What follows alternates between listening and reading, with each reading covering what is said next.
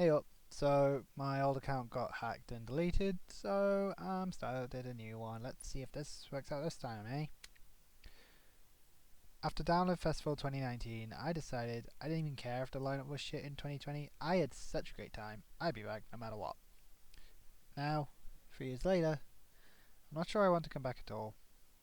I've been trying to process how I feel about Download this past month, and the general line I use is that the vibe felt off, which sounds obnoxious, but I'll explain further. It was a lot of things, but one thing for me, for example, was the amount of advertising this year. I get that it's always a lot of advertising. Obviously, it's a corporate festival run by a corporation. Of course, they got to sell ads to make their money and all that, and I get that. But it just felt like there was way more for non-band, non-music related stuff this year. Like every time I looked at the screens on main stage or second stage, it was just an advert for a video game or TV show or something, and I was like, I'm not here for this. I'm here for music. And there was a lot of empty space this year. Like there was that whole area next to the guest area that just felt like this blank spot where it felt like something could have just gone there. And little things like there used to be tables between third and first stage in that food area, and there just weren't. And little things like that just build up and make it feel lesser without it. And the whole festival felt kind of heartless this year because of stuff like that. Like again, I understand it was hard to organise this year. Believe me, we all know what it's like. We've all been through it, all right. But the way it all came across just felt like the organisers didn't care. Like they didn't have to make the effort, so they didn't bother to. And that lack of care left me feeling cold. Like the festival was telling me, you're not here to feel welcome. You're here to put money on, line our pockets, and get on with it. And if you to expect anything else is too much. And I didn't like that. I don't like feeling like that. One of the main problems for me is the fact that normally I would get hyped about a lot of bands and then enjoy a few others. But this year it was like there was only 2 or 3 bands I was like properly excited for. Like I was like hyped, and that's what I go to a festival for, which is a problem.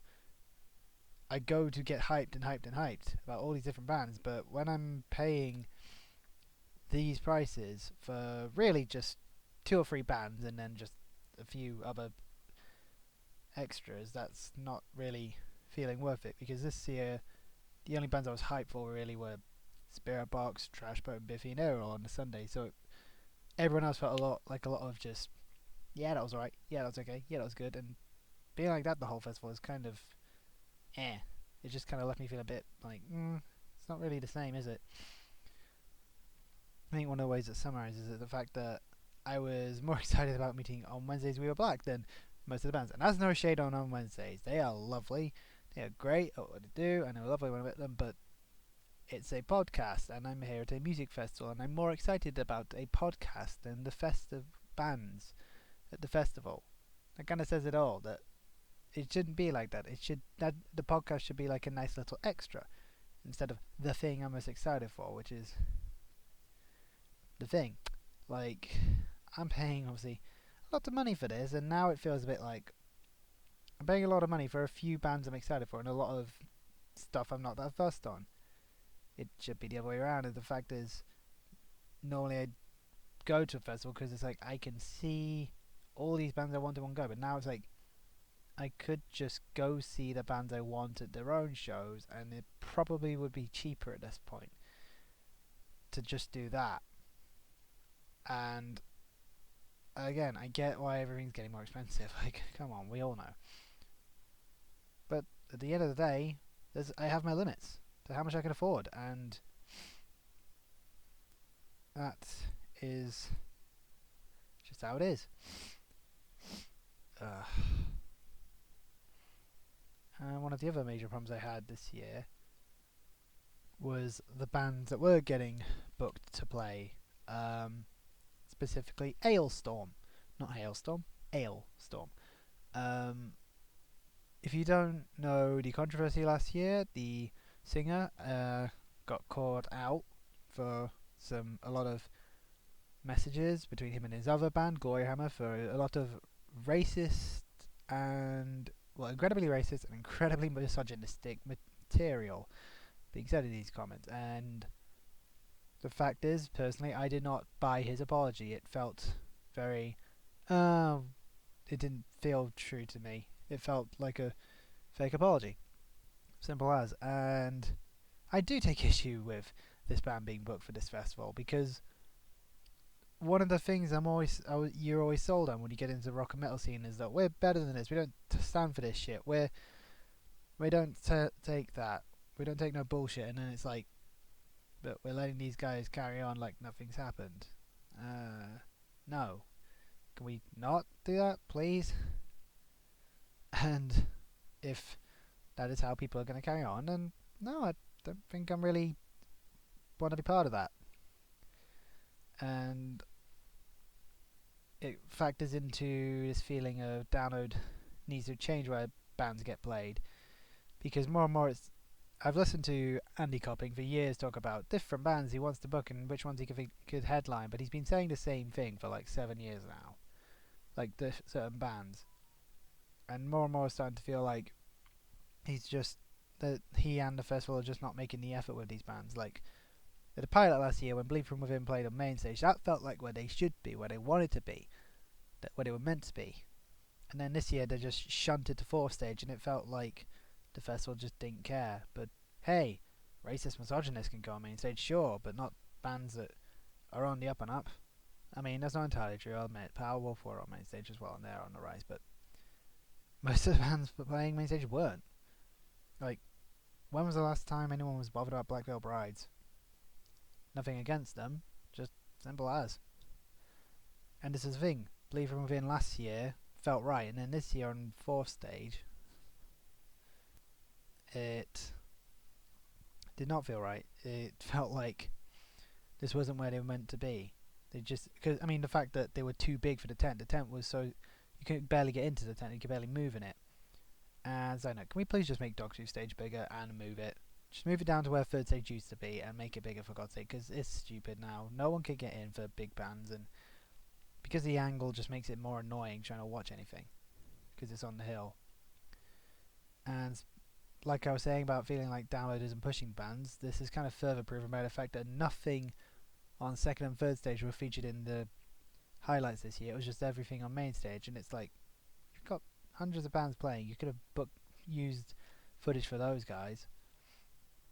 And if Download isn't going to book these bands or push these bands anymore, and Reading and Leeds is moving away from rock and metal, they just got rid of the lock up pit stage after like 20 years. Where does that leave me and my friends going? Elsewhere, as simple as. When I went to the pilot last year, the atmosphere was way more preferable than this year's. It felt right. I think that was because it was a lot of younger bands, because it felt like new blood with something to prove, that were pushing themselves, were trying to make an effort to make something, and it felt the same from the fans. Like, the fans were there wanting to see the new stuff, to push new things, looking to keep the scene alive. And this year didn't feel like that. It felt like a lot of, I've seen a lot of people say, old deck chair people who didn't interact or engage with the crowd or the community and couldn't be bothered because they haven't paid attention to new music since in decades. And again, that just had me feeling cold. Like, that's not what I come to Download for. And now me and my friends are starting to feel like we don't need Download to meet up, because we're not really bothered about Download. So I don't need to go to Download to be with my friends. Why do I need to go to Download anymore? It can feel like I've been back and forth on how I felt about this the whole weekend. But the thing that kind of broke my heart was the crowd for Steel Panther versus Biffy Clyro. I'll see if I can attach the video. I don't know if I can, but the fact is, Biffy had a tiny crowd, and Steel Panther had the biggest crowd of the weekend. And I don't hate Steel Panther, I just don't care. But the fact that Steel Panther would get the biggest crowd when they're a band that haven't really done anything new or interesting in years. They're just an old has-been parody metal band of a has-been era, versus Biffy fucking Clyro, a band who are still constantly trying to write new innovative music and are one of the best live bands going right now. Like, how can you not enjoy them, seeing them? And the Steel Panther got the bigger crowd by a long margin. Like, Biffy's got bigger as it went on, but it was still definite, and I hated that. If that's Biffy deserved better than that, and if that's how the download crowd is going to treat Biffy, then I don't think I want to be there.